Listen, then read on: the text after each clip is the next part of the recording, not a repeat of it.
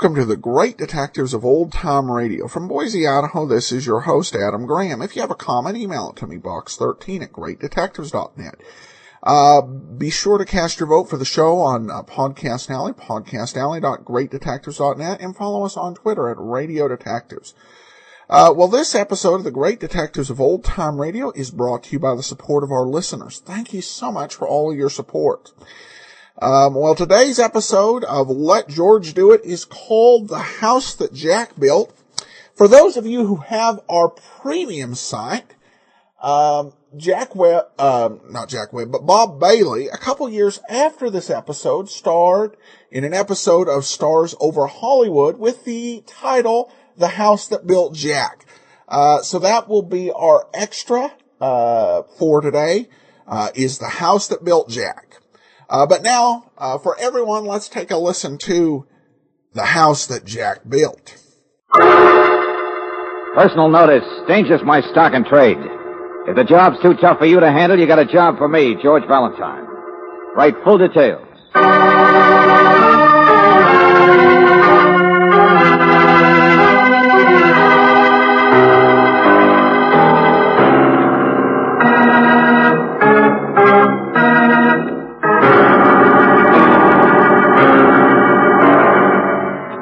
Standard Oil Company of California, on behalf of independent Chevron gas stations and standard stations throughout the West, invites you to Let George Do It.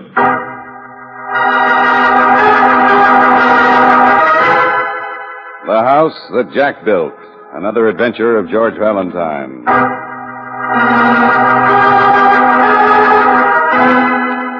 Dear Mr. Valentine, my name is Lacey Jack. Yeah, Jack is the surname. I always have to explain that. As a boy, I never appreciated that handle, Lacey, in the front, but I got over it. We change, don't we, as time goes by? Do a lot of things different. Mr. Valentine, for the first time in my life, I'm going to be really different and ask for help. I need you tonight. If you'll meet me at the club casino at 11 o'clock, you and Miss Brooks, I'll explain to you what it is. The man likes to just sit and look, Brooksy. What's the matter? Take you half an hour to size people up? No. We don't even really know who you are. No, I know you don't. Mother died when I was 7 or 8. She was a mess, but can you imagine anybody, even on 5 cents a bucket beer, hanging a name like Lacey on a board? Friend, it's a nice nightclub, but let's get Hold down it, will you? Excuse me, this is it here. What? A girl. A singer. What about her, Mr. Jack? What do you think? I was alone. Nice looking. You don't mind a few extra circles under the eyes? Please, back me up is all. Oh, brother, I give up. Come on, Brooksy, let's drink the champagne. What do you think about the way she sings? You want my opinion? You've been around a lot. She's a little inexperienced, I guess. Oh, brother, that does it. Did you get us all the way here just to get an opinion on some little blonde you've got your eye on? I want to know, Mr. Valentine. I must know. All right, so I'll tell you. In a word, she'd be a great dressmaker's dummy. Fall for her, I don't care. Only when it comes to her singing, excuse me, but I'm afraid I don't get it. In fact, why a fancy place like this would even hire somebody who can't... George, not as bad as that. Just asking. I can't carry a tune in a bucket myself. I guess you're right. That's not the important part.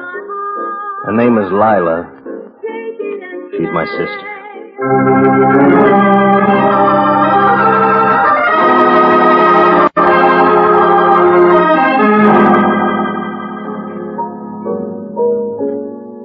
So Daddy has friends. Imagine Daddy with friends. Has he drunk his champagne like a real nice friend, Miss Brooks? Lila always kids a lot. You mustn't mind her. Oh, shut up. How'd you like my applause? All people with one arm. Hi, Joe. Hey, Lila, how's it, baby? It was great, kid. You got a great talent. You got a... Hello, Joe. Oh, Lacey. Nice to see you. Excuse me. Excuse me. Daddy's got friends, all right. Isn't my brother the most impressive, important man Take it easy, Lila. Mr. Valentine. that you ever met for the first time in your life? Hey, where have I seen that guy Joe before? It's not important. Oh, not like Daddy. So drink your champagne, stranger, and do not Waiter, ask bring me any... the bill, William. Mr. Jack, I said, You don't where have have to be a friend, Valentine. You've got a job tonight. I'm hiring you. Now we start, and that's good enough. Yes, sir. Oh, here. Take it out of this. Oh, no, Mr. Jack. Compliments of the house. I'm sure the owner wouldn't want me to give you a bill. Go on. I don't want anything free. Now take it. Oh, no, indeed. No, sir. Really. Compliments of the house. George, no wonder I keep my job. Well, you coming, Valentine, Miss Brooks? Yes, we're coming. Don't wave that money at me yet. But at least you've hired my curiosity. We're all going home to our place. Mr. Valentine and Miss Brooks are going to stay with you tonight, Lila, so come on. What? Why?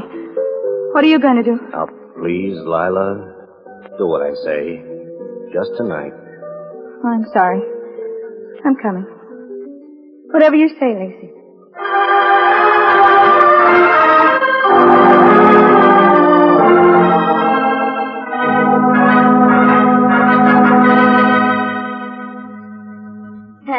And this is the house that Jack built. Nice-looking apartment. Hiya, Lacey. Hello, kid. You see a good movie? There's the rest of the family, the brother. Miss Brooks and this Mr. Valentine. Hello. I'm very pleased to meet you. Hiya. His name is Mickey, and he's the best halfback in town. Ha ha. Second string, he means. Gosh, he's the one who could have played ball. Huh? He's twice as fast as I am at everything, and he's still in better condition than most of them. I got him fooled, you see. Come on, Valentine, in here. And there's no fool like an old... Oh, shut up. What's your trouble tonight? Just keep them apart, Miss Brooks. They're all right. Just kids is all in here. So, you're the daddy around here, huh? The house that Jack built. Skip it. I'm sorry I've stalled so long. I just wanted you to meet them. I'm going out now. I'll be back in an hour. Hey, wait a minute. Hold it. My job isn't babysitting. There's a gun in the desk drawer if you need it. What? The job really starts when I get back. Lila is worried about me, that's all. I'm running cross town, see a man in a boarding house on Commercial Street. Hey, wait a minute, Buster. I said I don't... Credentials. There they are. I'm a writer, Mr. Valentine. I write about crime. Oh? I'm ready to blow the lid off this town. Oh, wow. Special deputy, DA's office. Mm-hmm. There's a big shot or two the police can't get because they don't have facts. The man I'm going to see has them. We'll go over that when I come back. That man in the nightclub, the one named Joe who knew you, works for one of those big shots. Yeah, that's where I've seen him before, in police lineups. He works for Duke Averson, right? Well, he's not the one I'm seeing. Joe, I mean. There's nothing on Averson, is there? Maybe we'll get something. Who knows? Only now I've got to get my car out of the garage before the night man Mr. leaves. Jack, I'm not going to... It's a dangerous game I play, Mr. Valentine. I told you I need your help. There's too many wrong people loose. Sure, I know people. And they know me. So I don't want anything to happen to the kids in there. Do you? No. No, that's the idea. Now you can get the gun out of the desk later on, I guess. And you don't have to worry about me any because I carry another one myself. Right here, you see? Yeah, I noticed. You play it straight, and I will. Always have all my life. Be back in an hour. What a pile of stuff that was.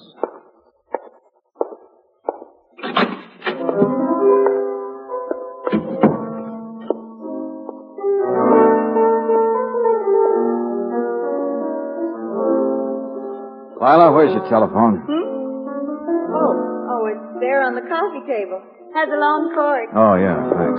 Won't I do instead? Oh, you do fine. Keep it up. I like it. Oh, I got a great talent, George. George, what's the matter? Everything. Now, Brooksy, get over there and talk to the boy. Keep him busy. Who are you going to call? Lieutenant Riley, go on. Sure, George. Well, you played that pretty well, Lila. Better than you sing. Well, I like you, too. Friendly, that's me. Say, why did they keep you at that club? What's it got to do with your brother Lacey? He got me started. I earn $200 a week. Should I complain? That's not what I meant. Who is your brother that they're so anxious to please? Won't even take his money, and won't talk to either. Makes them all look nervous. You've never heard of him, Mr. Valentine. Nobody has. He's nobody. Hey, listen to this. Has he ever done any writing in his life? What? Ever worked at the DA's office, special deputy? Oh, you jerk. No, not a sucker either. I'm sorry. What are you doing? Who is your brother, really, Lila? Why don't you like him? Why are other people afraid of him? Oh, hello. This is George Valentine. Give me Lieutenant Riley. Yeah, sure, I'll wait. Well, it won't do you any good, Mr. Valentine. They don't know anything. Nobody does. And nobody ever tells anybody... I'll get it, sis. Hey, Uncle Mark. Hello there, Halfback. Your sister home and Lacey? Thought you might like to come upstairs, join a little party. Lieutenant Riley speaking. Yeah, Valentine. What? Keep you in training on ginger George, why ale. did you hang up on Lieutenant Riley? What about it, Lila? Thought you might like to have a little fun today. Wow. Hello. Hello. Come in. Your face is familiar, young man. So is yours. I don't recall a name. I only stopped by to ask the three Jacks upstairs for a Well, I little recall party. yours. So, you live in the same building, Uncle Mar. Well, not really his uncle. Short for Marmaduke. Hideous, isn't it? Old friend, that's all. Short for Duke. Duke Averson. Well, I'm really impressed, Mr. Averson. This is the real big time. And I guess you're the biggest crooked wheel of them all, aren't you? Still rolling, at least. Don't be rude, young man. Well, Lacey isn't here. He went out a second ago to see a man in a rooming house. Oh, is that so? I didn't know. I'll bet you did know. You're not surprised. Oh, for heaven's sakes, I'm giving a party, young man. That's all I care about. And Lila, my dear, whenever you send these people home, come on up. Join us. Or bring them along. I don't care. George, what on earth is going Haven't you on? figured it, Angel? We're on top of a powder keg.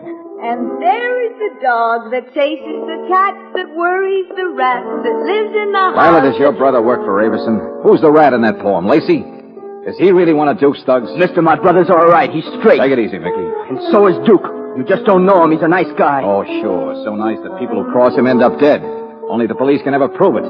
You move in a great circle. Lacey's no rat. He's straight. You can't say that about... Uncle Mar, of all the... Leave him alone. He doesn't know anything. You? Why did Lacey get you in the first place? We're going to find that out when Riley gets here. What? Hey, let go. And don't argue. He wants the two of you protected. Maybe he was telling that much of the truth. Here, Brooksy, the gun's for you. Now, Riley's probably in a lather because I hung up on him. So get him back. Get him over here. You won't have any more trouble. Well, George, where are you going? Blow the lid off this town. The house that Jack built, it's made out of straw. It's falling down. I don't know why. But I will if I can get down to Commercial Street in time to stop a murder.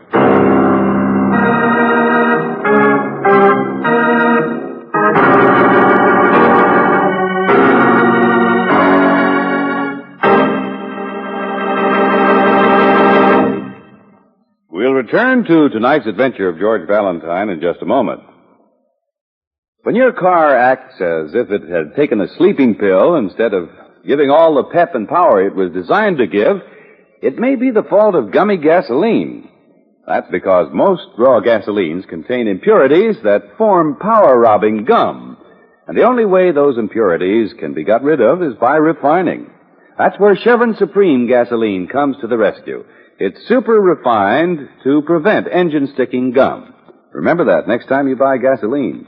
It is carefully balanced to give your car superior performance under every driving condition and wherever you motor in the West. Properly balanced Chevron Supreme gives you plus mileage, too. Why not try it tomorrow? Ask for it where you can depend on careful battery inspection. That's at standard stations and independent Chevron gas stations where they say and mean we take better care of your car.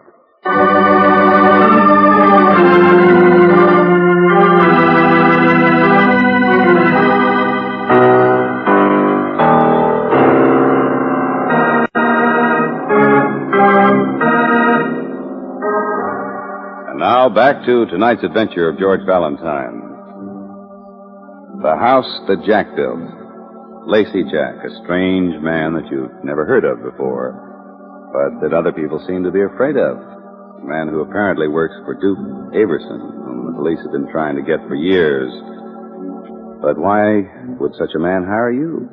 If your name is George Valentine, you know this is one case where you'll probably never have all the answers.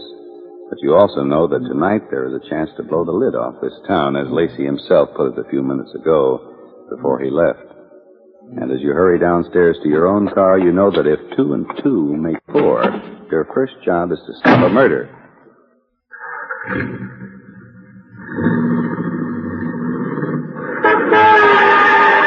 Hey, you! Hey! Someone took my fender there. Lacey, I thought you'd be halfway across town by now. Night man was off duty. I had to find my car in the garage myself. I thought I told you to stay with the kids. Take it easy, take it easy. A police lieutenant I know will be there any second. Nothing's going to happen to him. Policeman? Oh, I know. He won't find out any more than I have. Hey, you got your family well trained. When I talk about you, they keep their mouths shut. There's nothing on anybody, Valentine. Oh, sure, I know. Particularly on you. You're the member of Averson's gang nobody's ever heard about. You're not popular like the others. All right. But a few people who know seem to want to do you favors. You smile, and even a thug like Joe gets nervous. You say you got to work tonight, and your sister gets nervous. All right. So I hired you under false pretenses. Sure, and you're late for an appointment, aren't you? A little guy in a rooming house on Commercial Street. Mr. Valentine, who knows something about the big shots, about Averson, maybe. You could never even have... For several years, the enemies of Duke Averson, the guys who know things, who might be squealers, have had a habit of dying. Only nobody ever gets caught. There's never any evidence. Now, don't try to I'm tell just me... saying I figured you out, Lacey. No wonder you don't have any friends. It's high-priced, specialized work, isn't it? But it must be lonesome work, too. Like being a hangman.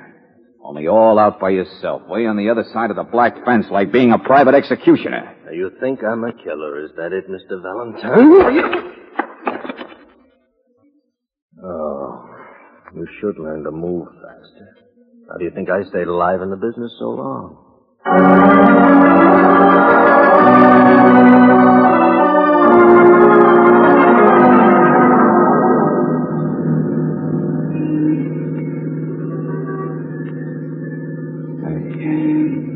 Hey, where is this?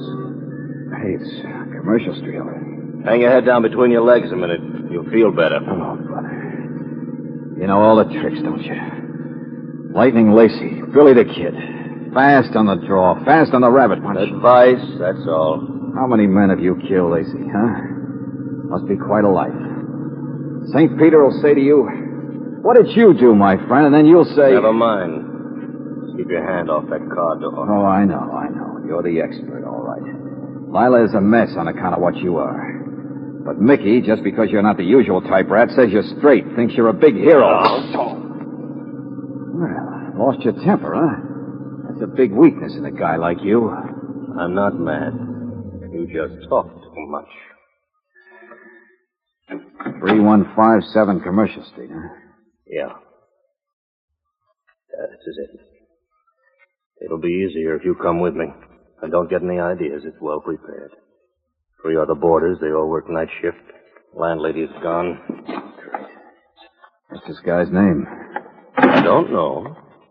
Whitey something. Comes from Detroit. You don't even know his name. He's been pointed out.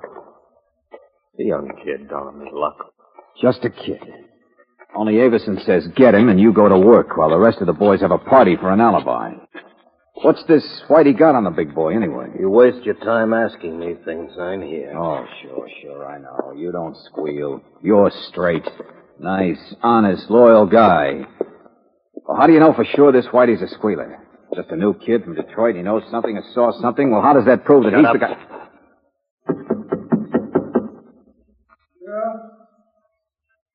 Yeah, who is it? Who is it? All right, I'm coming.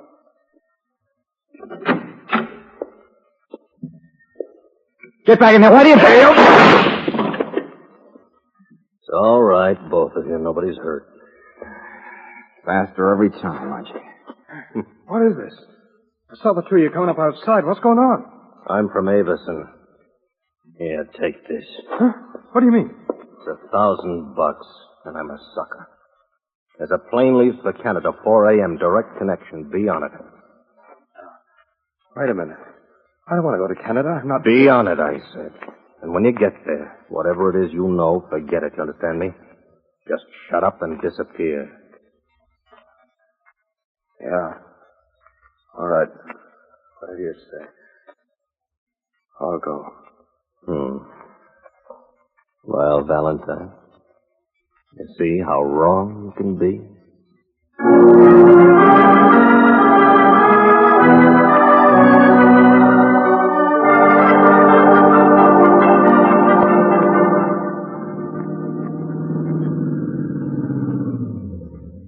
All right, so you didn't. So you are playing a dangerous game tonight, so you're going soft. To the apartment, Ron. Soft in the head. Sure, the house that Jack built. You get orders to kill and you don't. That makes a big, noble guy out of you. Lights are on in the apartment, so the kids are all right. We'll take the back elevator. Oh, yeah, sure. The Penthouse Express, where the big guy lives and gives parties. I've always played it that way. Duke and I were kids together. Oh, you were kids together, huh? Oh, I wouldn't expect you to do any squealing. That's the code, isn't it? For a loyal man whose only vice is he kills people, who even his own friends are afraid of like a rattlesnake. Lay off, will you? What happened? Saw it yourself, Duke. This guy's been on my tail all evening. Yes, that Valentine. How on earth He picked me up in the nightclub. He's been glued tight ever since. But what did you do Well, I about... couldn't rub off that Whitey kid from Detroit for you, could I? With him hanging around, you saw that yourself. But Lacey, look here, that Whitey... I gave Whitey $1,000 and a ticket for Canada. You what? Valentine didn't even tumble. He stayed in the car. So now I can shake him. I bought myself a ticket for the same plane. Oh, it's pretty good. So it happens in Canada instead of Commercial Street. Yes. Good work, Lacey. Whitey's a squealer. We can't afford to let him live.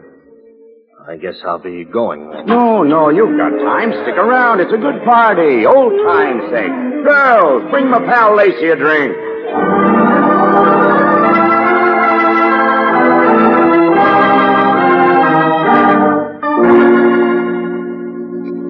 Valentine, what are you doing with that phone? I just want Lieutenant Riley up here. Can't even come in without a warrant. There's nothing to search for or find either. This is the big time, Detective. Now, look, Lacey, I've stuck around because you're going to give Avison to Riley on a silver platter. What? You're going to squeal. Come on, hurry it up. I am what, you dumb stupid? Easy now. Maybe that's how you can make some of it up. You and your code. You owe it to me, if nothing else, because I saved your life. What did you say? Yeah, that's right. You think you hired me so you'd have an excuse for not killing Whitey, an excuse to run away. Well, if I hadn't been with you tonight, it's you who'd be dead by now. Oh, you're crazy. Now cut it out. We'll get the truth out of Whitey. And I don't mean he's a squealer either. Oh, Valentine. Oh, that's right. Get mad now. Show me the muscles in your head. You know what I'm saying is true. There wasn't a soul in that rooming house. It was a perfect setup both ways. And did you see how surprised the Duke looked when you walked in? Yeah, he expected Whitey, not you. I don't believe it. That's not true. I died for Whitey to knock him down. I bumped his chest. He was packing a gun. You think I've gone soft? Afraid to kill, huh? Well, I'll Why show don't you. you face it, Lacey? Who's more dangerous to Duke Avison than a guy who's gone soft like you have? Oh, no. No, you're not going to pull that trigger. You know it's true yourself. You're a has-been now, and anybody around you could see it. That Whitey you were supposed to kill, he's Avison's new executioner. Tonight, if I hadn't been there, you'd have walked straight into it. I'll go on. I know what side of the fence I'm on. For me, it's simple now. I just had... The elevator. Yeah, that's right. My friend Riley, maybe. The telephone's still off the hook, see? You jerk.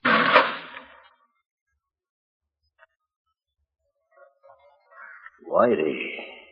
So long, Lacey. Have a nice sleep.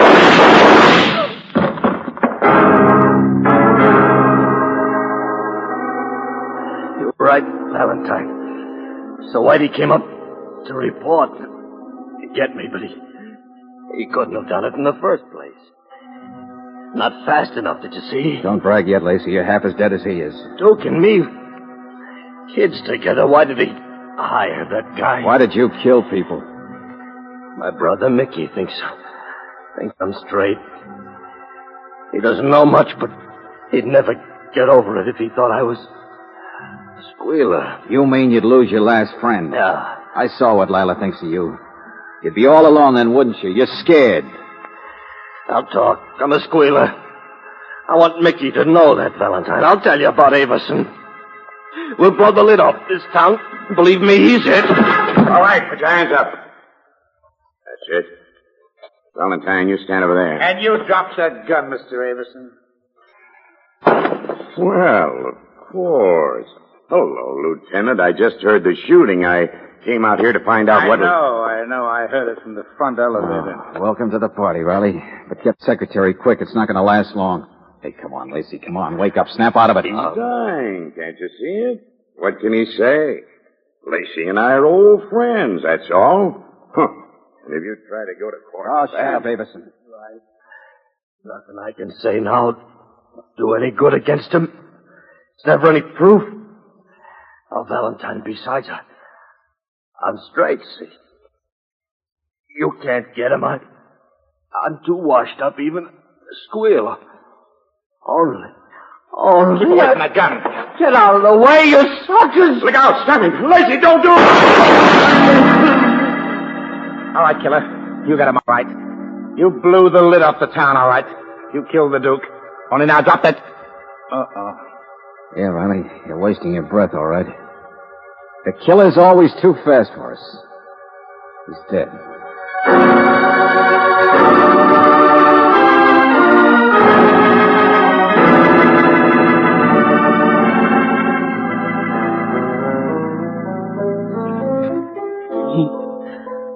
He was a heel, wasn't he? That's right, Mickey. He was a rat like all the rest of them. In a pinch, he'd turn on anybody. He was no more straight than a... Oh, stop that blubbering. You always knew what he was like. Why don't you admit it? You hated him yourself. You just don't know it yet. Well, grow up like I have. Talking football. Gee, ain't he fast? My wonderful brother I'm so loyal to. Sure. That's the trick, Sid. This is the dog that chased the cat, that worried the rat, that... Come on, Mickey. We gotta buy some flowers for the funeral. Yalla. Oh, George, they're so lost. I know it, Brooksy.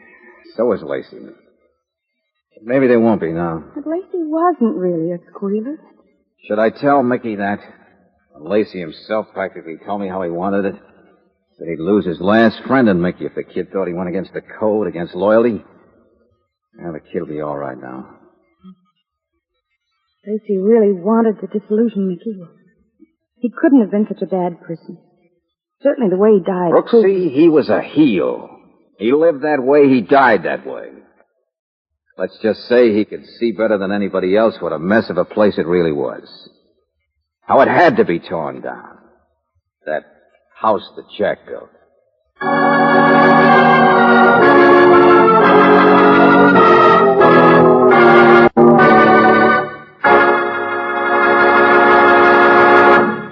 Did you know that today's automobiles need 40% more battery power than the cars of 10 years ago? That's because of the added electrical equipment. On most cars a decade ago, the battery took care of the starter and the lights, and that was all. Now the battery has to furnish power for the radio, heater, and other accessories, as well as for the starter and all the extra lights. To avoid trouble, have your car's battery checked regularly at a standard station or independent Chevron gas station. Here they do a speedy job right at the pump block. Make sure that battery water is at the proper level, the terminal clamps are clean and tight, and that your battery has a high enough charge. And don't forget, frosty weather will be here all too soon. That's another good reason for having your battery inspected tomorrow. While you're there, get a tank full of Chevron Supreme, the gasoline that's super refined to give your car smoother and more powerful performance than ever before. Make it a date tomorrow at your independent Chevron gas station or your standard station, where they say and mean, we take better care of your car.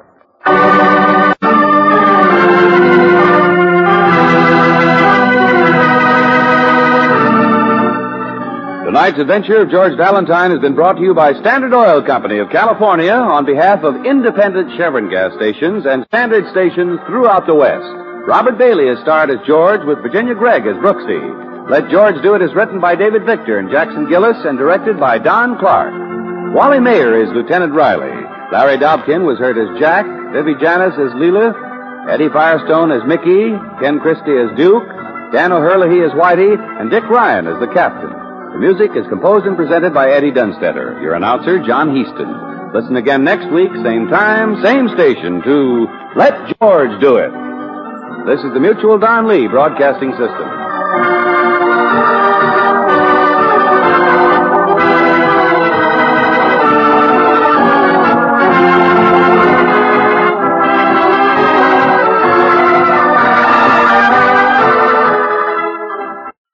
Welcome back. Well, I always appreciate the cultural allusions on Let George Do It. It seems like there were more of these on Let George Do It than any other shows. You know, there were some references to Shakespeare. You know, these guys were very knowledgeable of culture. It's some things that have been perhaps forgotten today. and they work them in very well. This episode was perhaps the best example of that. Of course, the house that Jack built, the title of the show and refrain in this episode, comes from a Mother Goose poem. And with the sister, the way she reads it, it kind of gives it a kind of, the episode a kind of mournful, perhaps almost noirish type undertone to the particular episode. This was one of the best dramatic episodes of Let George Do It that we've heard. I would probably put it up there with things like The Pink Hearse, The Perfect Specimen, and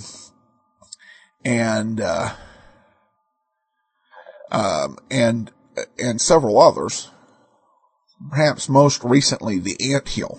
Larry Dobkin did a great job here playing Jack. And of course, we got to see a return of Eddie Firestone.